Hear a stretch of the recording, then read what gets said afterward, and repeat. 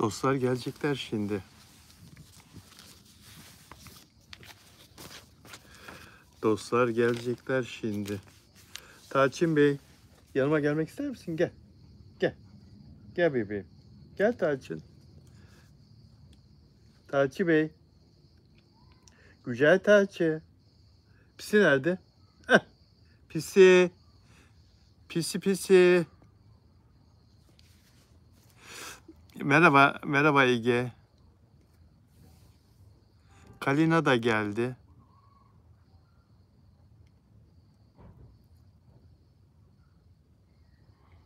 Kalina teşekkür ederim.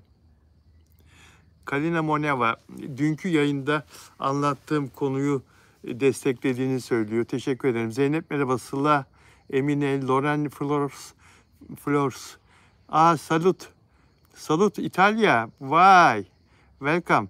Merhaba. Nermin, Meryem, Şebnem Köçekoğlu. Teşekkür ederim.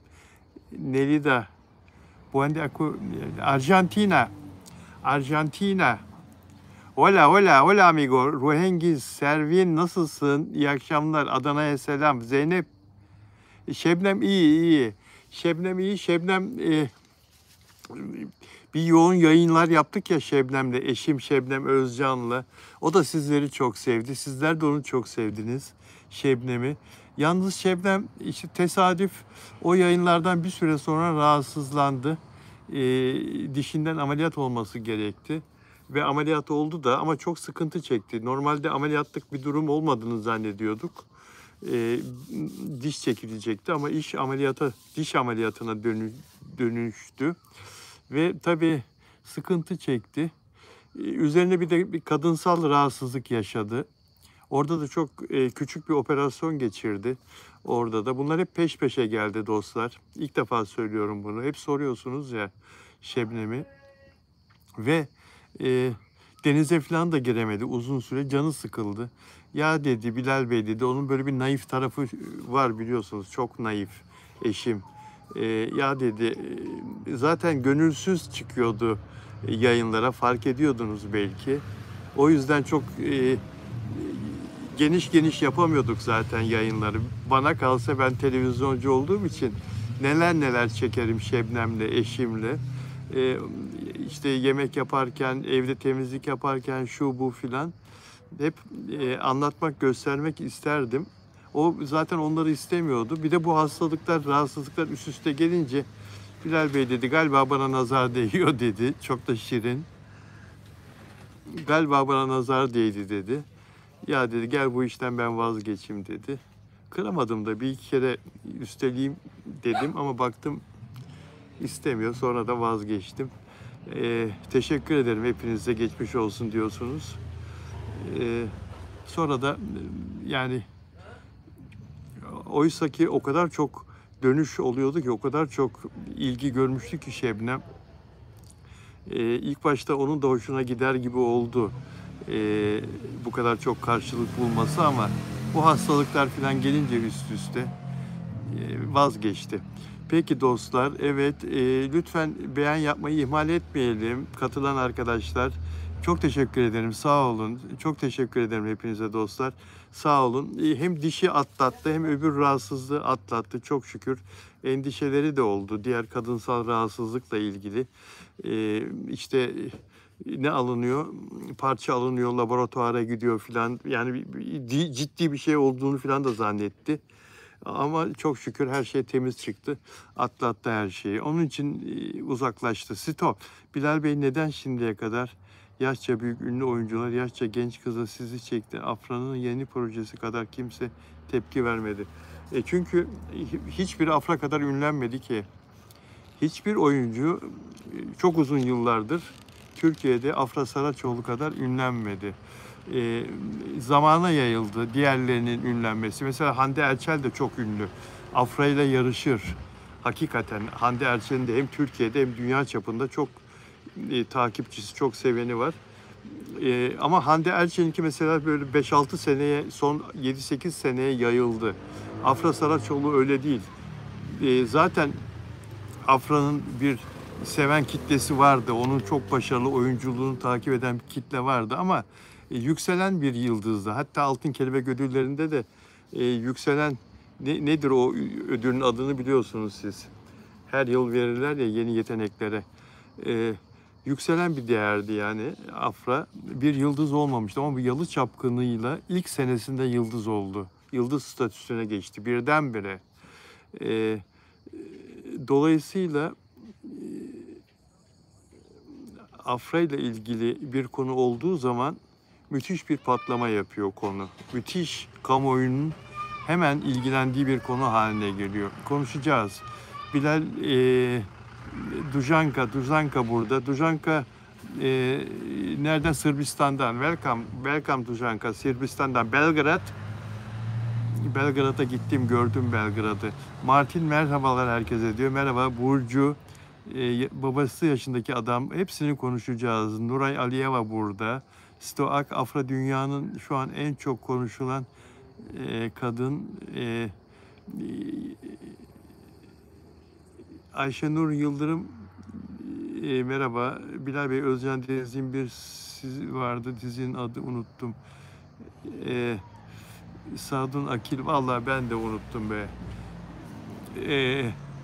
Abi aşırı entelektüel görünüyorsun diyor. Teşekkür ederim. Yani benim de entelektüel görünmek gibi bir kaygım, derdim yok. Neysem oyum.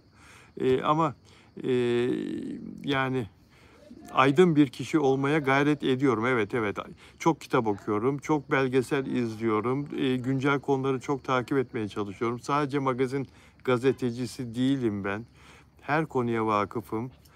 Siyaseti de bilirim, sporu da bilirim, ekonomiyi de bilirim. Aklınıza ne geliyorsa her konuyla ilgilenirim. Gülşen Dönmez, Afra mükemmel bir genç kız. Davranışlarına hayranım, çok akıllı bir kız. Yalı Çapkını fan geldi. Hoş geldin. Yalı Çapkını fan. Hoş geldin. Fatma Bilal Bey. Hızlı geçiyor ya. Bazen dizüstü bilgisayarımdan yayın yapıyorum çoğu zamanlar. Ama şimdi telefonla yayın yaptım. Biraz evvel bir video çektim. Instagram sayfama atmak için yardımcıma gönderdim. Hazır o videoyu çekmişken canlı yayın da bununla yapayım dedim. Bir de bir reklam vardı, onu da çektim cep telefonuyla. Dolayısıyla hadi dedim canlı yayını da dostlarla cep telefonuyla yapayım. Onun için böyle oldu. Tarçın burada mısın? Gelsene Tarçın. Gel bir göster güzel yüzünü. Tarçın gel. Kedi bekliyor. Tarçın kedi bekliyor. Göstereyim o zaman. O gelmiyor, ben size göstereyim Tarçın'ı. Tarçın bak. Bak seni görmek istiyorlar. Bak. Kuyruk salladı. Tarçın burada böyle nöbete yattı. Bahçeye kedi girince onu kovalıyor.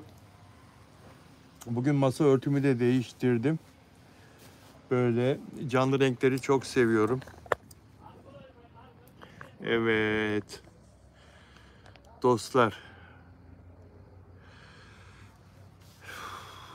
Ya beni şaşırtan bir şey oldu.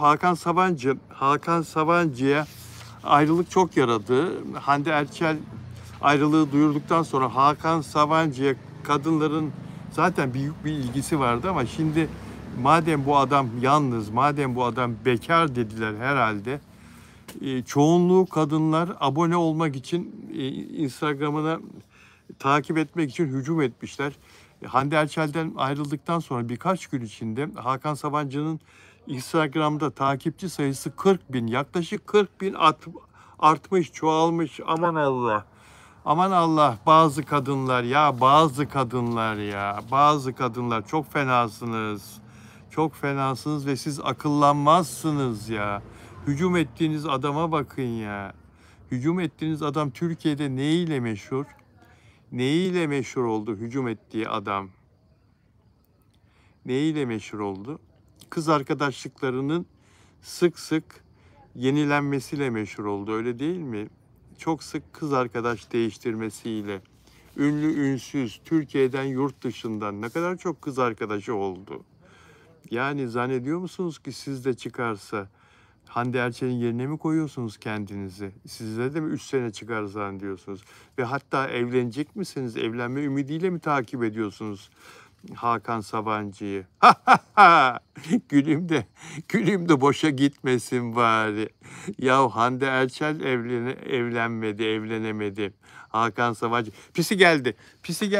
Tarçın pisi geldi bak. Tarçın pisi var burada gel. Tarçın pisi pis. Burada ya burada Tarçın. Pisi geldi bak oğlum kalk. Kalk.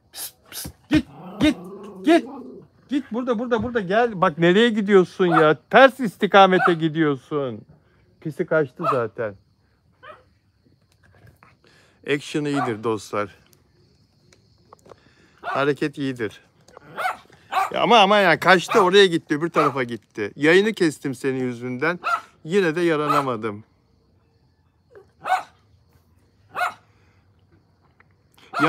Yarın Onur Akay'la canlı yayınımız var arkadaşlar. Biraz evvel Onur Akay'la konuştuk telefonda. Hepinize çok selamı var. Hadi Onur dedim bu akşam yapalım canlı yayını dedim. Hadi dedim. Ondan sonra Afra Saraçoğlu'yla görüşmüş kendisi telefonda. Anlattı bana ama yarın akşam kendisi anlatsın. Ondan sonra bu arada dur bunu söyleyeyim. Afra Saraçoğlu'yla görüşmüş. Afra Saraçoğlu'nun annesiyle görüşmüş. Başka ne diyecektim? Yarın yapalım Bilal abi dedi. Bugün dedi bir işim var. Annemle dedi, misafirlerle dedi yemeğe gideceğiz. Tamam dedim Onurcuğum olur mu öyle şey? Sen ne dersen o. Zaten yarın pazartesi bizim yayın günümüz normalde. Dün yapamadığımız için ben belki bugün de yaparız müsait olursa diye düşündüm ama müsait değilmiş. Evet Afra Saraçoğlu'yla konuştu ve yarın Onur Akay kendisi anlatsın konuşulanları.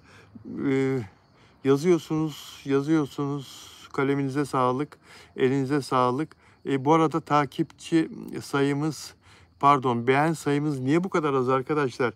28 kişi beğendi sadece. Neden bu kadar az? Beğenmiyor musunuz? Bu arada Afra Saraçoğlu konusunda yeni bir yazı yazdım arkadaşlar. Ben her gün yazı yazıyorum. bilalozcan.com web sitemde her gün bir makale yazıyorum. Ve bugün yeni bir yazı yazdım. Oradan okumanızı tavsiye ederim. O yazıdaki konuları burada anlatmayacağım bugün ki oradan okuyun, oradan bilgilenin. bilalozcan.com web sitemde Google arama motoruna bilalozcan.com yazarak da gidebilirsiniz. Benim Bilal Özcan official Instagram hesabımda story'de de bağlantı linki var yazımın. Oradan da gidebilirsiniz. Dedikten sonra Kadir Ezildi'yi sevenler parmak kaldırsın. Kadir Ezildi'yi sevenler. Ben Kadir Ezildi'yi seviyorum. Ben Kadir Ezildi'yi izliyorum, takip ediyorum. Kadir Ezildi ile ilgili gelişmelere göz atmadan duramıyorum. Kadir Ezildi yurt dışından bizi takip eden binlerce seyircimiz, abonemiz bilmeyebilir. Bilenler de var tabii ki. Kadir Ezildi çok ünlü bir fenomen Türkiye'de. Kendisi temizlik takıntısı olan ve çok sempatik sunumlar yapan bir genç 30 yaşında. Sosyal medyada yıllardır çok ünlü, influencer, fenomen, milyonlarca takipçisi var sosyal medyada ve televizyon dünyası da dediler ki işte bu kadar seviliyorsun, bu kadar başarılısın Kadir Ezildi, gel bize program yap.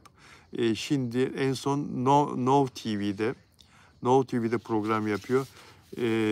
Temizlik programı, işte kadınlarla sohbet, harika bir program ve çok yüksek reytingi olan bir program.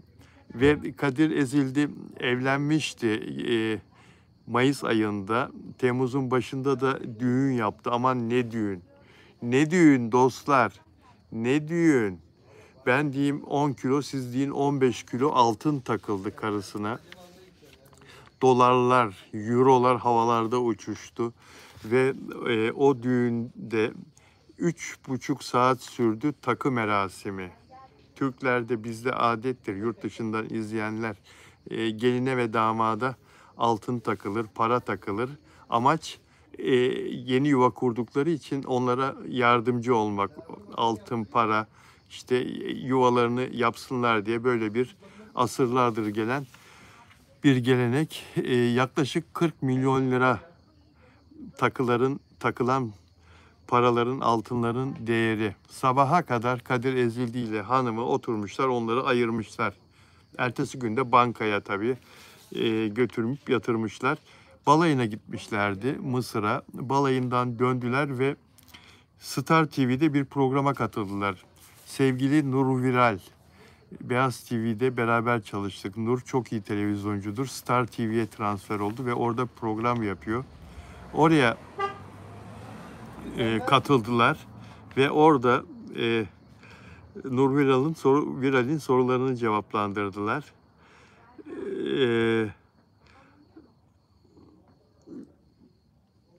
Gamze Hanım, eşi Gamze Türkmen'e sordu Nur Viral. Kadir'le evlilik zor mu diye. Kadir Ezildi ile evlilik zor mu diye. Zor dedi ya. Zor dedi ve çok zor dedi, biliyor musunuz? Zor olduğunu biliyordum ama dedi. Evlendikten sonra anladım ki çok daha zormuş dedi. Düşünsenize, evinizde devamlı temizlik yapan bir kocanız var. Devamlı her tarafı derleyip toplayan, yani ve hiçbir şey dağınık olmayacak, hiçbir yer. Yani her şey düzgün olacak evde. Diyor ki kadın, su içiyorum, bardak boşalıyor. Bu bardağı buradan kaldıralım diyor. Kalkıyor ayağa, bardağı kaldırıyor diyor. Yani ben hiç rahat oturamıyorum diyor. Hemen heyecanlanıyor. Boş oturduğumuz zaman diyor, hani böyle bir dinlenelim diye arkamızı yasladığımız zaman diyor, birdenbire diyor bir şey oluyor diyor ona diyor. Hemen hanımcığım hadi gel şunu şöyle yapalım, hadi bunu böyle yapalım filan diye ayağa kalkıyor, beni de kaldırıyor diyor.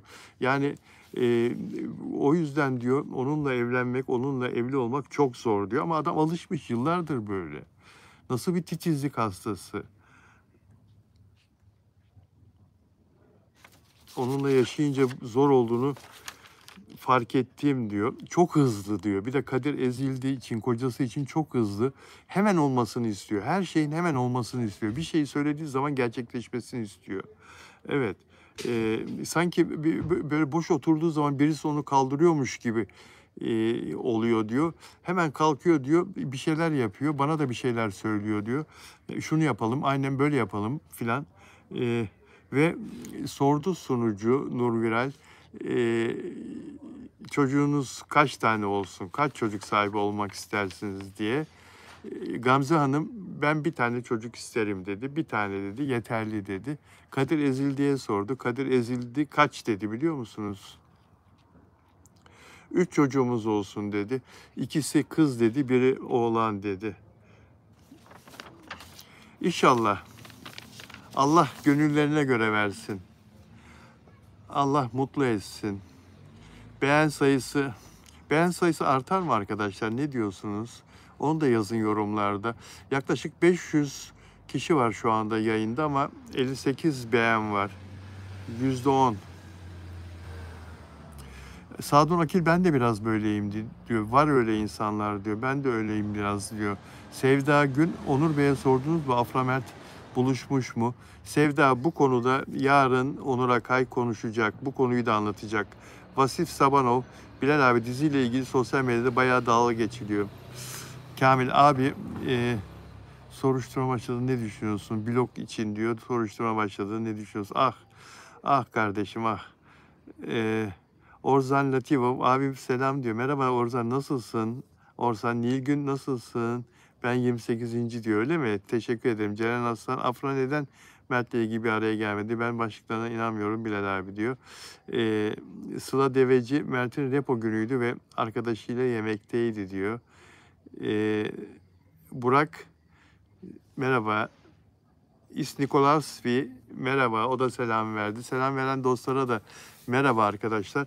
Evet, Hande Erçel'i nasıl buluyorsunuz? Beğeniyor musunuz? Hande Erçel'in Hande Erçel'in Barış Arduç'la yeni dizisi. Bak geldi Tarçın. Tarçın geldi. Tarçın geldi, yine geldi. Pisi geldi. Bak burada Tarçın esniyor ya karşımda. Neredesin Tarçın? Tarçın. Pisi geldi. Tarçı bebek. Pis, pis, pis, pis, pis, pis. Ya geldi oturdu karşıma be. Ya neredesin? Güzel ama. Tarçı bıraktı gitti. Otursun, ne yapayım? Tarçının prensipleri var. Bahçede kendisinden başka hayvan olsun istemiyor. Ben de ona yardımcı olmak istedim ama bırakmış nöbeti, gitmiş. İnsan nöbet yerini bırakır mı Tarçın? Barış Arduç'la Hande Erçel'in Aşk ve Gözyaşı dizisi ATV'de başlayacak. Az kaldı. Eylül'ün ya 8'inde ya 15'inde yayın günü olduğunu söylüyorlar. Kanal henüz karar vermedi. Ancak çok yakında başlayacak. Çünkü yeni bir fragman yayınlandı arkadaşlar. Dün yayınlandı. Fragmanı izledim ve çok beğendim. Meyra'yı oynuyor Hande Erçel, Selim'i oynuyor Barış Arduç. Siz izlediniz mi fragmanı? Ferdi Baba'yı her zaman savundunuz diyor. İsmini okuyamadım, bir dostum Ferdi Tayfur için. Ferdi abi benim canımdı ya. İyi dostumdu, iyi arkadaşımdı Ferdi Tayfur. Allah rahmet eylesin. Savunurum tabii. Adamın içini dışını her şeyini biliyorum. Bütün gerçekleri biliyorum. Özge Yıldız herkes söyledi.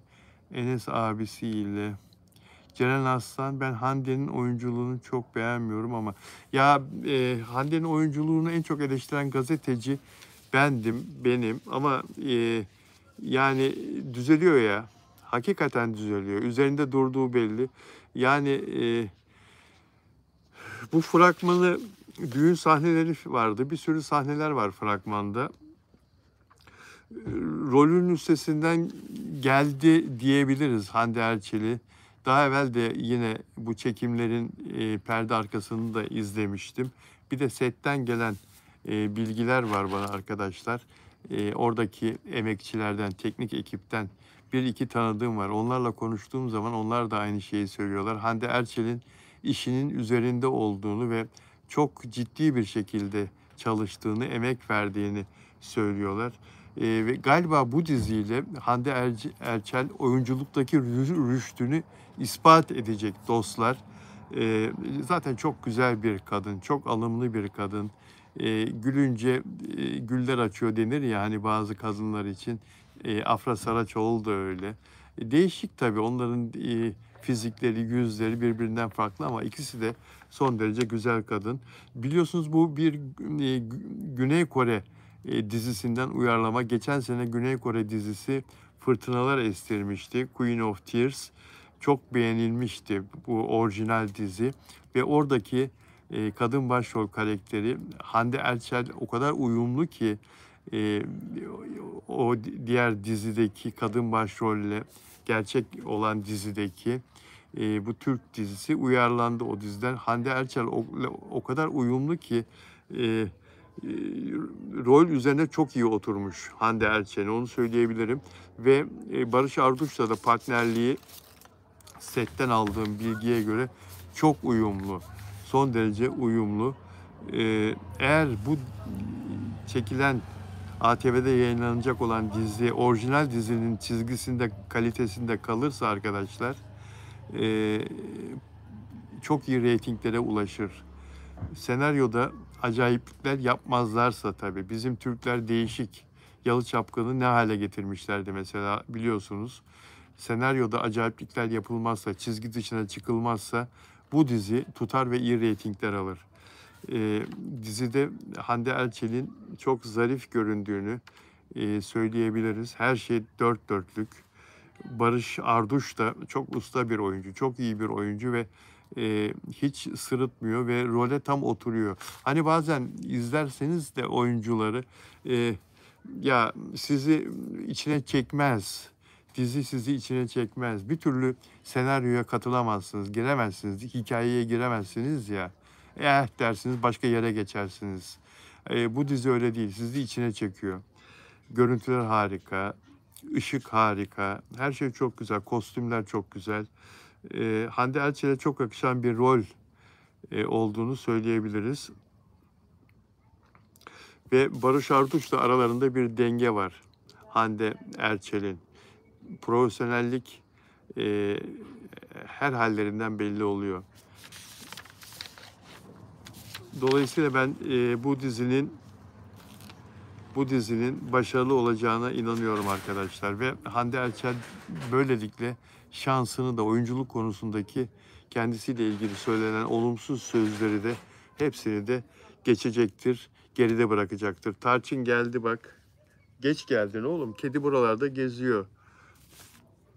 Bunu da söylemiş olayım. Değerli dostlar, değerli arkadaşlar, abone olmadan bizi izleyenler varsa lütfen rica ediyorum arkadaşlar. Abone olursanız sevinirim.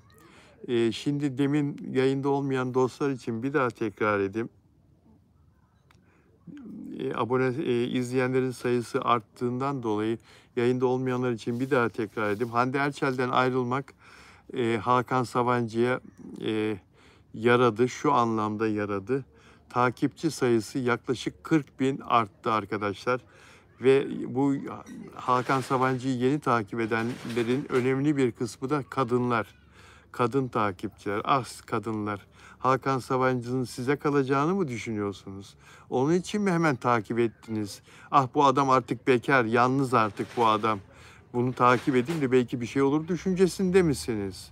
Şimdiye kadar niye takip etmiyordunuz? Aklınız neredeydi? Hakan Sabancı'nın sizinle evleneceğini falan hayal mi ediyorsunuz yoksa? Gülüm de boşuna gitmesin. Ya kadınlar ya, bazı kadınlar, hepsini söyleyemem. Kadınların çoğu çok akıllıdır. Böyle bir şey düşünmezler ama bazı kadınlar çok garip oluyor nedense ya. Çok garip oluyor ya. Hande Erçel gibi birisine yar olmayan bir adam size mi yar olacak zannediyorsunuz? Bazı kadınlar. Bazı kadınlar. Ve Hande Erçel'in dizisinin hikayesini soran dostlar vardı. Dün DM'den yazmışlardı. Bilal abi her yerde başka şey yazıyor. Bu hikaye gerçekten nedir diye. Bu Kore dizisinin, yabancı dizinin uyarlaması olduğu için o dizinin hikayesini anlatıyorlarmış bazı sayfalarda. Şöyle söyleyeyim size. Bu Meyra'yla Selim'in hikayesi.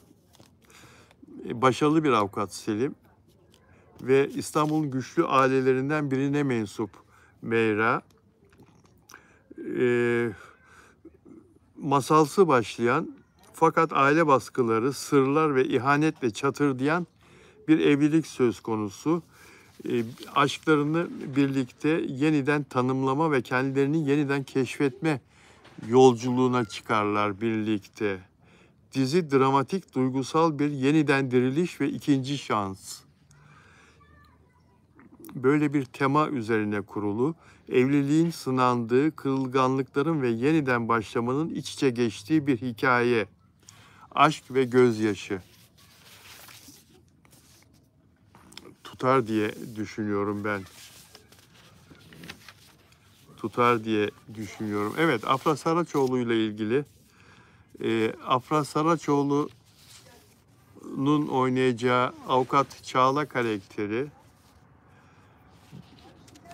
Abi dizisinde bak pisi masama geldi. Pisi masama geldi. Ya Tarçın be. Tarçın masaya geldi. Of ya Tarçın ya. Yayın yapmak istiyor benimle. Pist, pist, pist. Tarçın yok ki.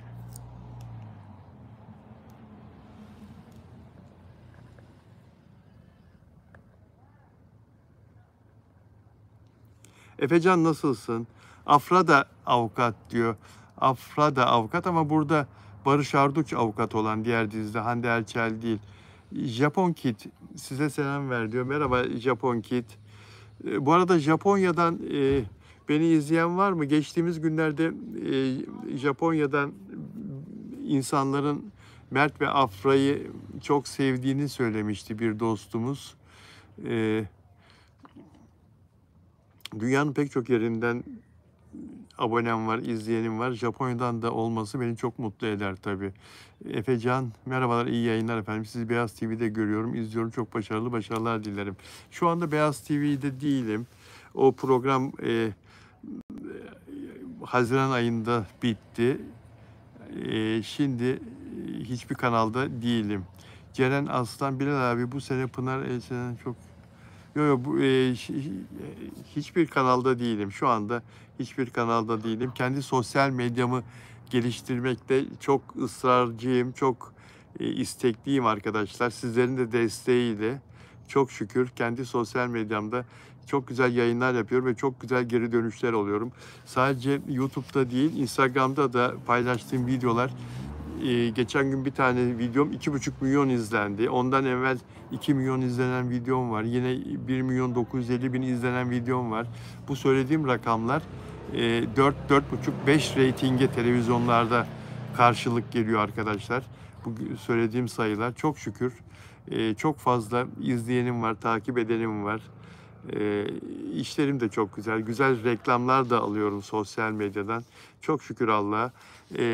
Bu şekilde devam ediyoruz. Aynı zamanda bilalozcan.com web sitemde de güzel dönüşler oluyor. Orası da çok okunuyor. Oradaki haberler, benim yazılarım. Her gün yazı yazıyorum.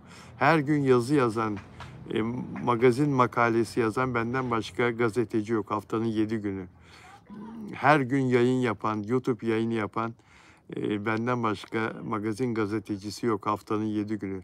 İşimi çok seviyorum ve bunun karşılığını da sizlerden görüyorum. O yüzden şu anda zaten bir televizyon kanalıyla değilim. Kendi işlerimle meşgulüm. Dostlar, evet, bilalozcan.com web sitemdeki bugünkü yazımı okumanızı tavsiye ederim. Afra Saraçoğlu ile ilgili çarpıcı bir yazı. bilalozcan.com Google'a yazıyorsunuz ve orada en son yazım, köşe yazımı, makalemi okumanızı tavsiye ederim. Evet, yazımın başlığı, şimdi şeyin başlığı, bu videonun kapağındaki başlık. Beğen sayısı çok geride kaldı. Gözüm de oraya takıldığı zaman pisi de oradan beni izliyor. Ya kedi git. Yazının başlığı neydi arkadaşlar? Hatırlayan var mı? İşte cevabı. Afra yeni dizisinde sevgili mi? Yoksa evlat mı? Yoksa kızı mı? Yeni dizide sevgili mi yoksa çocuğu mu falan, böyle bir şeydi değil mi? Kenan İmirzalıoğlu'nun canlandırdığı Doğan karakterinin sevgilisi mi yoksa kızı mı? Arada bu kadar çok yaş farkı olduğu için ya 51 yaşında Kenan İmirzalıoğlu, Afra 27 yaşında, 24 yaş fark var. Ve Kenan İmirzalıoğlu da 50 yaşını gösteren bir insan. Bazı insanlar yaşı büyük olur ama daha genç gösterir. Kenan İmirzalıoğlu öyle değil. Gerçekten babası gibi duruyor yanında Afra'nın. Afra da minyon, çok minyon, mini minnacık yüzü var. Dolayısıyla çok eleştiri var ya sosyal medyada.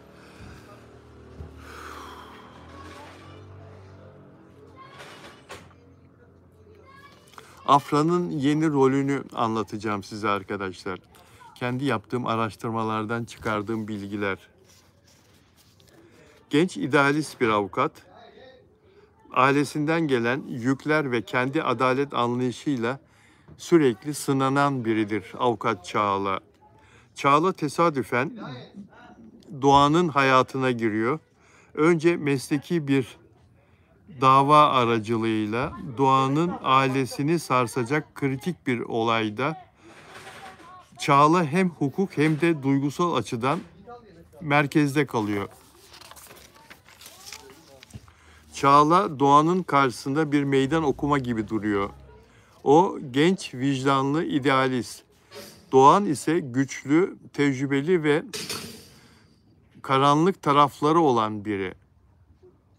Tekrar okuyayım burayı. Avukat Çağla,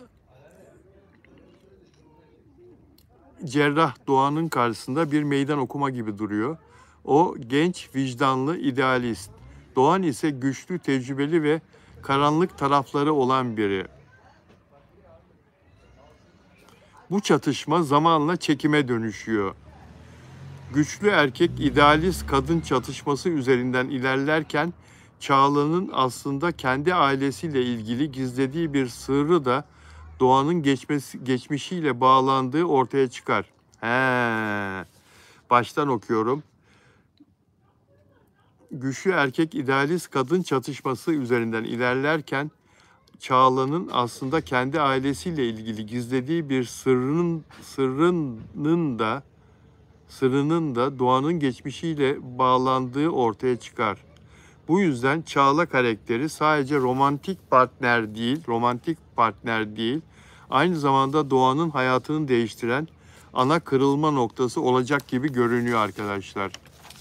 Aldığım notları, yaptığım araştırmalarda, evet, Afra Saraçoğlu, İmirzalıoğlu'nun sevgilisi mi, kızı mı? Afra Saraçoğlu'nun canlandıracağı Çağla'nın hikayesi sadece aşk eksenli değil, etik, aile ve adalet temaları üzerine kurulu. Afra'nın daha önceki karakterleri, mesela Yalı Çapkını'ndaki Seyran, daha kırılgan ve duygusaldı.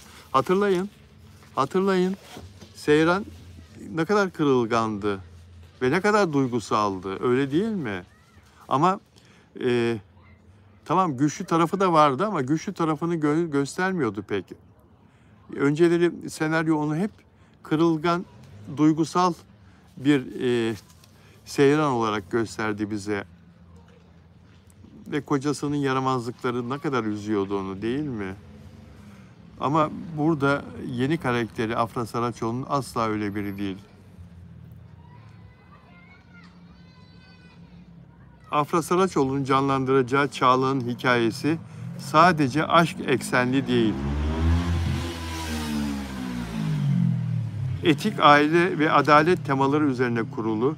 Afra'nın daha önceki karakterleri, mesela Yalı Çapkını'ndaki Seyran, daha kırılgan ve duygusaldı.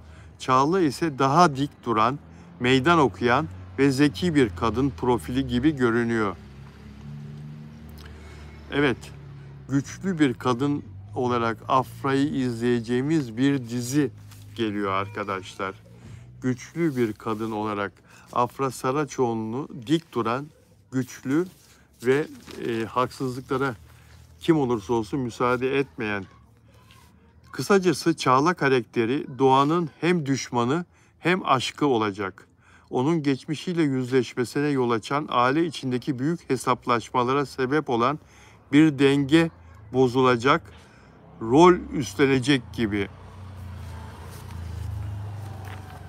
Son okuduğum çok bombaydı. Bir daha okuyacağım onu. Kısacası Çağla karakteri Doğan'ın hem düşmanı hem aşkı olacak. Aslında Kenan İmirzalıoğlu'nun şimdiye kadar izlediğimiz rollerinde yansıttığı karakterle de çok örtüşüyor bu cümlenin içindeki Doğan. Bir daha okuyacağım. Kısacası Afra Saraçoğlu'nun canlandıracağı Çağla karakteri, Kenan İmirzalıoğlu'nun oynayacağı Doğan karakterinin hem düşmanı hem aşkı olacak. Onun geçmişiyle yüzleşmesine yol açan, aile içindeki büyük hesaplaşmalara sebep olan bir denge bozulacak, bir dengeyi bozacak rolü üstlenecek gibi. Evet arkadaşlar, yaptığım araştırmalardan çıkardığım bu Afra Saraçoğlu'nun ve Kenan İmirzalıoğlu'nun rolleriyle ilgili bilgileri aktardım size. her gün bu diziyle ilgili, Afra Saraçoğlu'nun bu yeni dizisiyle ilgili her gün size yeni bilgiler aktaracağım arkadaşlar. Her gün sizin merak ettiğiniz bu diziyle ilgili yeni konular anlatacağım arkadaşlar. Gülsen Dönmez bence Çağla'nın babasını öldürmüş olmasın Kenan. Sıla Deveci. Afra çok tepki aldı bu diziyle ilgili ama Afra'nın vardır bildiği herhalde. Stoak. Bence Afra'ya başka genç bir karakter ortaya çıkacak. Sevda Gün, Afra ile Mert'ten iyi haber var mı? İpucu verin. Yarın Onur Akay'ı bekleyin arkadaşlar. Millet maçı izliyor, ondan beğeni az diyor. Afra Saraçoğlu'nun maçı Afra'ya tercih mi ediyorlar? Humay Ahmedova, nasılsın? Çok teşekkür ederim. Sağ ol canım. Ayça Sever, Afra kızı çıkar Nurgül Eşiçe annesi olarak. Kenan filmde düşman olabilir. Dostlar, abone olmayanlar varsa içinizde, abone olmadan izleyenler varsa lütfen abone olsunlar, rica ediyorum. Beğen sayısını artırırsanız ve YouTube'da yorumlarla videolarıma katkıda bulunursanız, fikrinizi yorumlarda da yazarsanız, videonun altındaki yorumlarda düşüncelerinizi yazarsanız ve yabancı takipçilerim gece saatlerinde daha ziyade girip izliyorlar. Mesela şimdi yayın bitiyor değil mi dostlar? Yarım saat 40 dakika sonra ben altyazıları girebiliyorum ancak her dilde çevirileri girebiliyorum. Her dilde çevirileri. Ve ondan sonra beni yurt dışından izleyen önemli bir sayıda takipçim videoyu izliyor. Bu yayınladığımız videoyu ondan sonra izliyor. Çevirileri bekliyorlar. YouTube yayın sırasında çeviriye müsaade etmiyor. Yayın bittikten sonra altyazıları eklemek mümkün. Ve bu yabancı dostlar videoyu izledikten sonra çoğunlukla yorum yapıyorlar. Hemen hemen hepsi yorum yapıyor biliyor musunuz? O gördüğünüz 300-500 yorum çoğunluğu onlara ait. Yerli dostlar, arkadaşlar da yorum yapıyorlar ama yabancılar daha çok yapıyor. Sizlerden ricam yabancılarla yorumlarda konuşarak, görüşerek bir fikir jimnastiği yapmanız. Hem Afra Saraçoğlu ile ilgili hem Hande Erçel ile ilgili hem diğer konularla ilgili düşüncelerinizi, onların düşüncelerinin doğru bulduğunuz yönlerini, yanlış bulduğunuz yönlerini görüşmeniz. Çok teşekkür ediyorum katkılarınızdan dolayı. Bu sinekler de ilaçlıyoruz ama yine de geliyorlar işte. Peki arkadaşlar, sizleri seviyorum. Yarın saat 18'de Onur Akay ile birlikte canlı yayın yapacağız. Hepinizi bekliyorum. Görüşmek üzere. Hoşça kalın.